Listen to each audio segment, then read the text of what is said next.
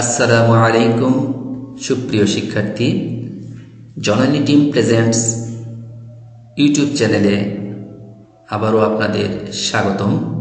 প্রতিদিনের মতো আজকেও আপনাদের জন্য আমি কিছু টিপস নিয়ে এসেছি। আজকে মাইক্রোসফট ওয়ার্ডের সবচাইতে আকর্ষণীয় টিপস, কিভাবে পেজ বর্ডার দিতে হয় এবং প্যারাগ্রাফ বর্ডার দিতে হয় সেই সংক্রান্ত বিষয়ে আমরা আজকে শিখব। তো আমরা শুরুতেই মাইক্রোসফট ওয়ার্ড চালু করে নিব।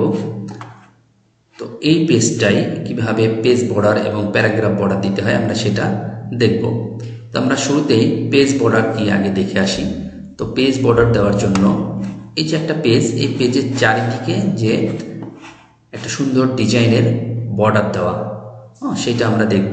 এজন্য আমরা চলে যাব সোজা ডিজাইন মেনুর ভিতরে। ডিজাইন মেনুর ভিতরে পাবেন পেজ বর্ডার, এখানে ক্লিক করুন।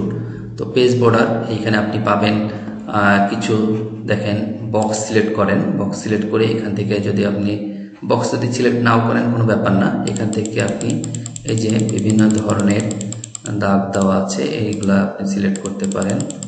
এই যে ডিজাইনরা সেখানে প্রিভিউ দেখাচ্ছে কেমন হবে, এগুলা সিলেক্ট করতে পারেন।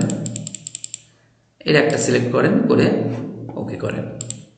দেখেন খুব সুন্দরভাবে পেজের চারিদিকে রাউন্ড দিয়ে একটা আকর্ষণীয় বর্ডার সৃষ্টি হয়েছে।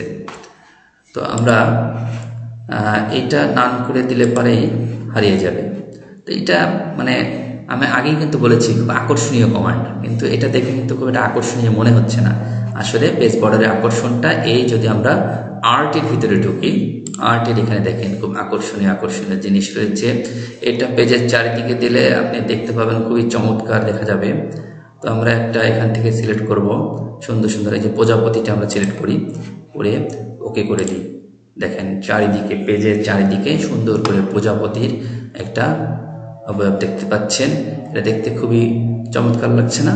হ্যাঁ। তো আমরা এটা আরো ডিজাইন দেখি আরো কেমন লাগে। গোলাপ ফুল আছে, গোলাপ ফুল দিতে পারি। দেখেন সুন্দরভাবে গোলাপ ফুলের ডিজাইন। আমরা ইচ্ছা করলে গোলাপ ফুলের নিচে আরো একটি ফুলের ডিজাইন আছে, এটা ইউজ করতে পারি। দেখেন কত সুন্দর লাগছে। আমরা এখানে মনে করতে পারি যে এটা না, আমরা এইটা ইউজ করব, এটা ইউজ করতে পারি। দেখেন সবই যেটা ইউজ করবেন সেটাই মোটামুটি খুবই সুন্দর লাগবে আশা করি। তো এটা আপনি দেখতে পাচ্ছেন কোনোটাই একটু মোটা আসতেছে, কোনোটা চিকন আসতেছে। এইটা কিন্তু আপনি নিজের থেকে নির্ধারণ করতে পারেন। এই যে এখানে ওয়াইড আছে 31 পিটি, এখানে যদি আপনি কমাই দেন তাহলে দেখেন ওইটা ছোট ছোট হয়ে যাবে, দেখছেন চিকন হয়ে গেল।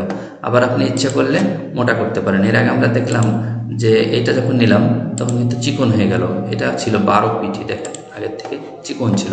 এটাকে আমরা বড় করতে পারি, এটা আমরা বাড়িয়ে দিলাম 20, দেখেন মোটামুটি হয়ে গেল। তো যেটা আপনি যেভাবে চান সেভাবে আপনি পেজ বর্ডার দিতে পারবেন। আর প্যারাগ্রাফ বর্ডার মূলত কি, পেজ বর্ডারটা আমরা ব্লক কমা করে দিই, নাম করে দিই। প্যারাগ্রাফ বর্ডার এখানে মনে করেন আমি লিখলাম মাই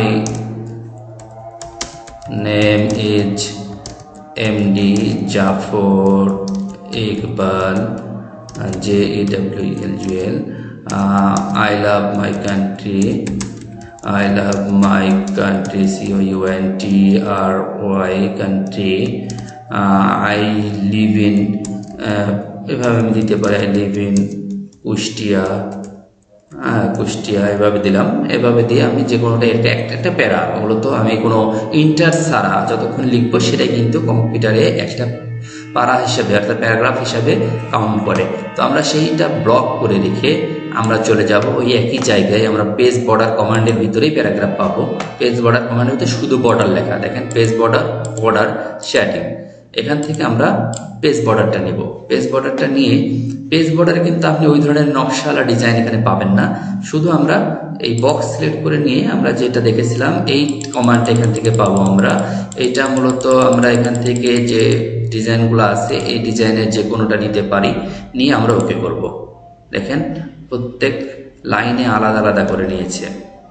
এরকম একটা লাইন ধরে এরকম করলে পারে, অথবা আমরা এখান থেকে যদি অন্য একটা ডিজাইন নিই, এটা একটা ডিজাইন নিয়ে করি, এভাবে আমরা মূলত একটা লাইনকে, স্পেশালি একটা লাইনকে যখন আমরা ব্লক করতে চাই সেই ক্ষেত্রে এটার প্রয়োজন হয়। আমরা অনেক সময় অনেক ডকুমেন্ট লেখার প্রথমে হেডিং লিখতে চাই, হেডিংটাকে যদি একটা বর্ডারের ভিতরে দিতে চাই সেই ক্ষেত্রে আমরা এই প্যারাগ্রাফ বর্ডার কমান্ডটা সিলেক্ট করতে পারবো। আর পেজ বর্ডার কমান্ডের মাধ্যমে আমরা এই প্যারাগ্রাফ বর্ডার এবং পেজ বর্ডার দুটো কমান্ড একসঙ্গে ইউজ করা যাবে। অনেকে মনে করতে পারেন ওটা আলাদা এটা আলাদা, তা না। আপনি লেখার মাঝখানে ওই কমান্ডটা দিলেন আর পেজের চারিপাশে এই ডিজাইনের কমান্ডটা দিলেন, তাহলে দেখতে সুন্দর লাগবে। এটা একটু হোয়াইট বাড়াই নিয়ে, ওকে। একই জায়গায় পেজের চারিদিকে একটা বর্ডার, মাঝখানে পেজ বর্ডার।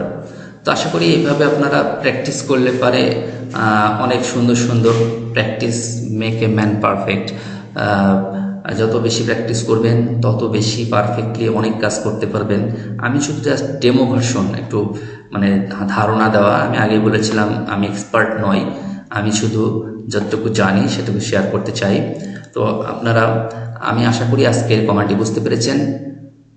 পরবর্তী কমান্ড দেখার জন্য আমন্ত্রণ জানাচ্ছি, আর সবার জন্য দোয়া রইল, আমার জন্য দোয়া করবেন। আজকের মতো এখানে শেষ করছি। আল্লাহ হাফেজ। আসসালামু আলাইকুম ওয়া রাহমাতুল্লাহ।